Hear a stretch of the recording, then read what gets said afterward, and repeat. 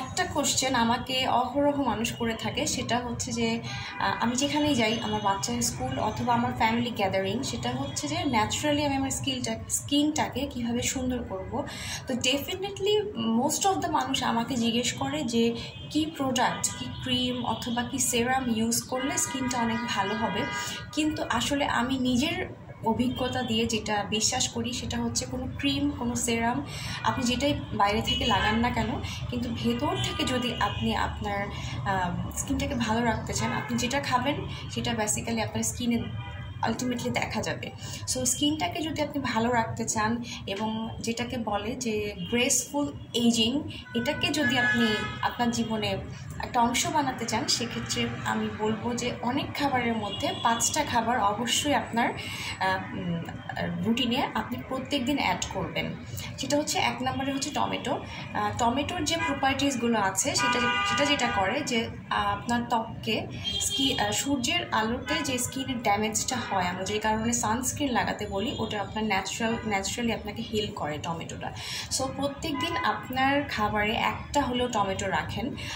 আমি যেটা করি যে প্রত্যেক দিন আমি মিক্স সালাদ করে আমি খেয়ে ফেলি। আদার্স যদি আমার কখনো সালাদের সমস্যা থাকে যে আমি আজকে টাইম পাচ্ছি না বা নেই, কিন্তু একটা টমেটো আমি কখনো মিস করি না। 2 নম্বরে সেটা হচ্ছে বিটরুট যেটা করে সেটা হচ্ছে আপনার স্কিনের যে পিগমেন্টেশন সেটা কমায়, বিকজ এটা আপনার ব্লাড ফ্লো বাড়াতে হেল্প করে। সো আমরা পিগমেন্টেশনের জন্য না অনেক ধরনের ক্রিম ইউজ করে থাকি। সো ওটার থেকে বেশি আমি বলবো যদি আপনি রেগুলার বেসিসে বিটরুট সেটা জুস করে খেতে পারেন অথবা সালাদ করে খেতে পারেন, অথবা আমি টক দই দিয়ে মাখিয়ে অনেক সময় খেয়ে ফেলি, এভাবে যদি খান সেক্ষেত্রে আপনার স্কিন ইমপ্রুভ করবেই। 3 নম্বরে যেটা আছে সেটা হচ্ছে ফ্ল্যাক্স সিড এবং পাম্পকিন সিড। ফ্ল্যাক্স সিড আর পাম্পকিন সিড আপনার প্রচুর পরিমাণে আপনার ফ্যাট থাকে, যেটাকে আমরা গুড ফ্যাট বলি, যেটা আপনার স্কিনের ইলাস্টিসিটি মেনটেন করতে হেল্প করে। এবং যাদের আমরা এই ডায়েট করতে যে এই সমস্যাগুলোতে ভুগি, যে আমাদের স্কিনটা খারাপ হয়ে যাচ্ছে, কুঁচকে যাচ্ছে, চুল পড়ে যাচ্ছে, তাদের জন্য এটা একটা বেস্ট খাবার। অবশ্যই প্রত্যেক দিন আপনি এটাকে ইনক্লুড করবেন। এটা বিভিন্ন ফর্মে খাওয়া যায়, আপনি সালাদের মধ্যে দিতে পারেন, অথবা যে কোনো আপনি হয়তো রুটি বানাচ্ছেন অথবা যেটা ডিম ভাজি করছেন, যে কোনো কিছুর মধ্যে আপনি এই বিশেষ করে ফ্ল্যাক্স সিডটাকে মিক্সড করে আপনি দিয়ে দিতে পারেন। 4 নম্বরে যেটা আছে সেটা হলো কোকোনাট বা নর্মাল নারকেল, সেটা যে কোনোটা হতে পারে। সেটা হচ্ছে আপনি যে ডাবটা খাচ্ছেন সেই ডাবের ভিতরে যে শ্বাসটা আছে সেটা তো কখনোই আপনি ওয়েস্ট করবেন না। এছাড়া যে আমাদের দেশে যে শক্ত নারকেলটা পাওয়া যায়, সেই নারকেলটাই কিন্তু আপনি প্রত্যেক দিনই আপনার খাবারে মোটামুটি অল্প অল্প করে অ্যাড করতে পারেন।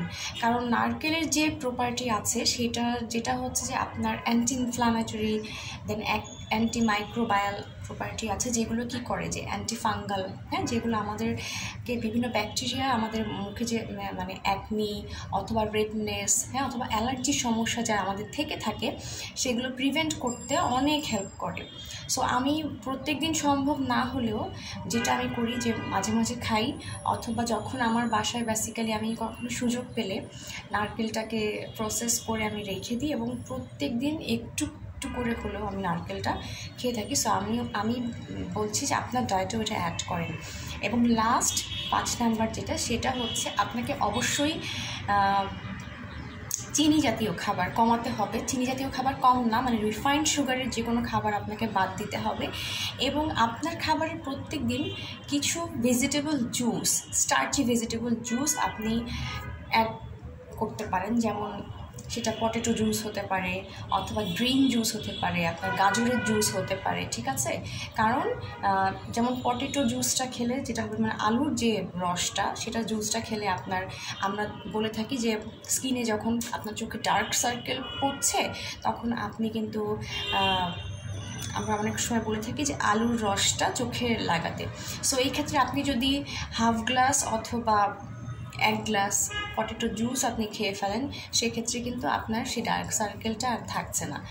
সো মানে এই 5টা ফুড অবশ্যই আপনি ইনক্লুড করেন, সাথে যে ভাজা পোড়া বাজে খাবার যেগুলো, প্রসেস খাবার যেগুলো, মানে যে প্রসেস খাবার যেগুলো আমাদের শরীরের জন্য ক্ষতিকর, সেই খাবারগুলো আপনি বাদ দিয়ে দিবেন আপনি। এবং 21 দিন টানা যদি আপনি এটা খান, সেক্ষেত্রে আপনি একটা বেস্ট রেজাল্ট দেখতে পারবেন।